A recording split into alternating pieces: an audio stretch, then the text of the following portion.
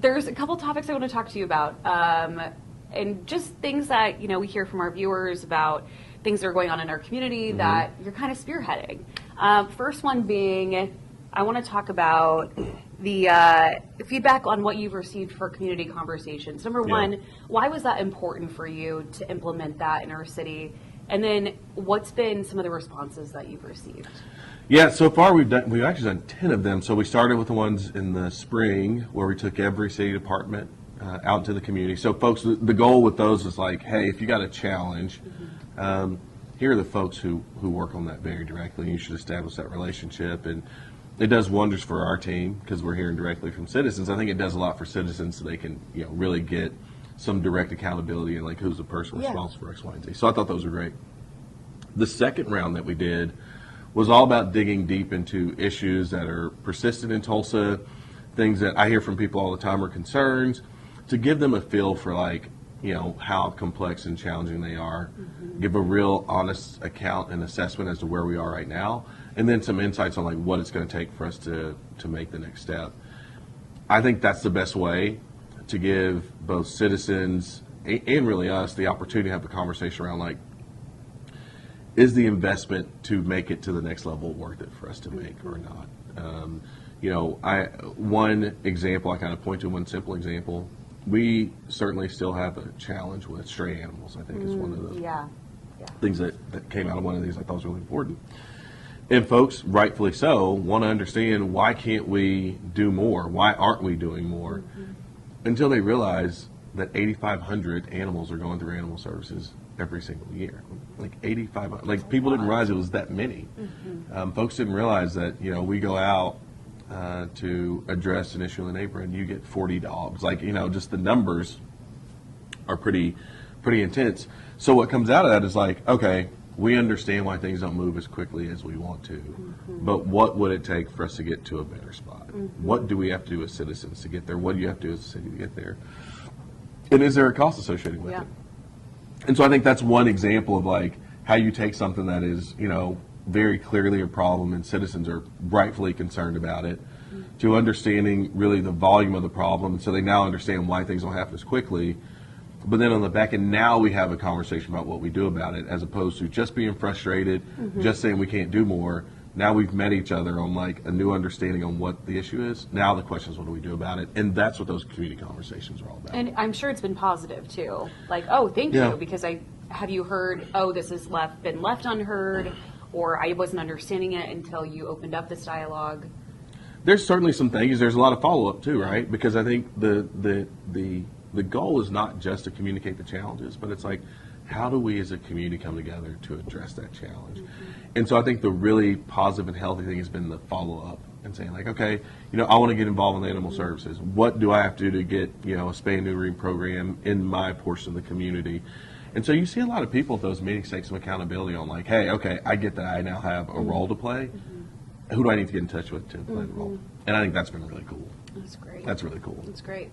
One of the big, I would say, goals of yours is tackling our city's just ongoing crisis with those who are unhoused. Yeah. That's been an issue that a lot of people think that they have solutions for. Not a Band-Aid fix. It's something that you've been very vocal about, that you're working on different structures to put these individuals in, to have them have a safe place that's warm, especially as we enter into the winter months. How are you feeling about where the progress is standing? I think we've made really good progress so far. It's one of those things that I've said I am pleased with our progress, but not content because we got a long way to go. So back in March, I issued an executive order that really outlined, our priorities on addressing the issue. One of those was increase our shelter capacity, making progress there. One was very specifically, in addition to broader shelter capacity, having a winter weather shelter stood up. The other was around decommissioning encampments, where we don't just go do clean outs, but we are going in, connecting people to housing, doing all those types of things. And then finally working on eviction mitigation. And let's see, last week we announced the winter weather shelter that'll be up by November 17th. We're a little behind. The goal is to get it done by November 1st, but we're there. So November 17th, that'll be up and going.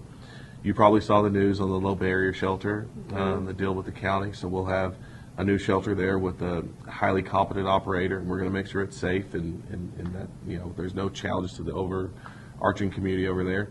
Our Eviction Mitigation Council is working right now, working with both landlords and tenants and support folks to figure out what is the appropriate local policy to reduce the number of evictions in Tulsa, get us out of the top 15 where we sit right now, I think number 11.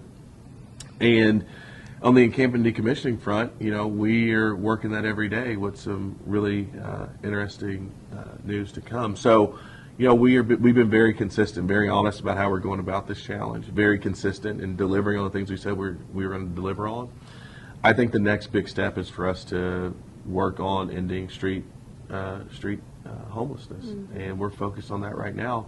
A big portion of, you know, what we hope to take in front of voters through, you know, a revenue enhancement is to make sure we have the resources to go and not just tackle the issue, but to end street sleeping, to connect people to housing and get them the services that they need to get them off the street. So it's not just something that we talk about a lot. I mean, we have been very hard at work doing the things we told people we were going to do. And so I'm pleased with the progress. We got a long way to go, but I'm very pleased with what we've done so far. If you don't mind me asking, did Operation Safe help or hurt your progress in this endeavor? It was not a helpful deal. Like, okay. You know, I will say this. We work with law enforcement every single day on, you know, encampment decommissioning and those types of things.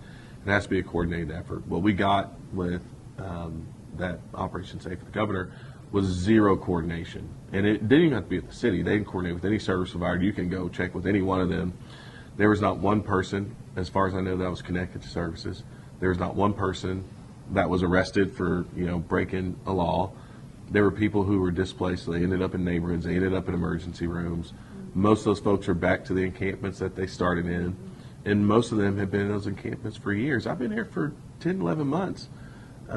Those folks were there for years. And so I think everybody has to begin to ask yourself, well, why all of a sudden do you want to do this? You know, you've been in office for 7 years. And I think we're in a space right now where some people still think that the right play is the political play. That's not what we believe here. We believe the right play is to sustainably take care of this issue. It takes more time. You have to be very methodical about it. You got to be very focused on it, which is the reason why, as I outlined, what we talked about doing in March is so consistent with what we're doing now, is because we know it takes commitment, it takes time, it takes dedicated effort, and it takes partnerships. And so when we look at the winter weather shelter, it's a partnership with Be Heard, Creotes, and we got Housing Solutions out there. The low barrier shelter out west is a partnership with us, the Zero Family Foundation, the county. Like, when we do these things together, we're very successful. When we just decide that we're going to go it alone and try to, you know, score some political points, it is detrimental to the communities in which you're operating in. Thank you for speaking about that. One thing that is just top of mind for so many Oklahomans, Tulsans, federal government shutdown, which by the time this airs tomorrow, hopefully will be done. Right hopefully now it's so. Tied for the longest running in history. What are you hearing from the community about some of the struggles that people are facing amid the shutdown? I think the big thing is the SNAP benefit issue. And we were just on a call last week with a number of partners figuring out how do we all come together to help. But, you know, you're talking about $120 million a month for the state of Oklahoma to support folks who need that support. That's an impossible hole to fill. So I worry more so about the impact to the people in communities who depend on those resources. And certainly we want to make sure we're as supportive as possible, but, you know, we're not $120 million a month of support, right? And so that's tough. I think a lot about, you know, our airport and so many federal employees out there, making sure we're able to move people where they're traveling for business or leisure. It's a huge impact to this community. And then I think about just the instability with the federal workers that we have here. I mean, you know, if you think about it, we got a federal workforce in the U.S. Attorney's Office and federal courts, I mean, U.S. Marshals. I mean, like, from a law enforcement standpoint, that impacts us in a very specific way, not to mention the whole number of folks who are contractors and everything else. And so certainly, you know, I hope that the folks in D.C. understand that in cities like Tulsa and cities all across the country, really, people are hurting, and they're hurting just because, some folks in D.C. can't come to some agreement on things. I know there are serious issues that face this nation, but we are a nation of people, and if we're not taking care of people, you got to wonder, how special are we? And so I really hope that, better angels prevail here pretty soon, because we got a lot of folks who, just to be clear, are folks who are working every day, having a tough time getting by. These are critical resources that they need to be able to feed their families, and we really need our folks in DC to get their act together. Holidays are fast approaching. That's exactly right. Which is tough. That's exactly right. I want to talk about some of the progress too that's being made at Oaklawn, and that was also very, very important to you when you took office. About not only bringing closure to families, but also giving families like peace of mind that this did happen in Tulsa's history. How are you feeling about it? Where are you proud of what has been found so far? Do you wish that maybe it's a faster process? Give me a little bit of I will say, I start with the message of gratitude to a number of folks. One, from Mayor Bynum for starting us down this track. I think that took a lot of courage. I think it was the right thing to do, and so it's been a pleasure to see something like that carry through from his administration to this one. Also, a tremendous amount of gratitude for all the folks who are working over at Oaklawn on the investigation, the analysis of what they found. Over 80 bodies have been found. I know a couple have had gunshot wounds, things like that. So they fit, sort of the criteria for what we're looking for. And so I am happy about it in a way, because I think it moves our community further down the road on us all saying, you know what, dark time in our city's history, but we're coming close to being able to put it to somewhat of a respectful kind of close in a lot of ways. Doesn't mean that we don't got a lot of work to do, but it means that for a lot of folks, the historical record said only 37 people were killed. Well, we're starting to learn that number was higher than 37, and I think there's a sense of unity and progress that comes with honesty. And I think we're finally a community that's getting honest about it. And most importantly, to your point, we're making sure that these families who didn't know what happened to their loved one all those years ago, or families who didn't know they had a connection to Tulsa, and I think a really special part of our city, pre-massacre, very special part of our city, something that we should all brag about, that they're now going to know that. And I think it puts us in a really kind of unique place as a community to be a community that in a time like these, with an event like that, can still talk about unity and progress. And so I was out there a few weeks ago, and it is quite the experience.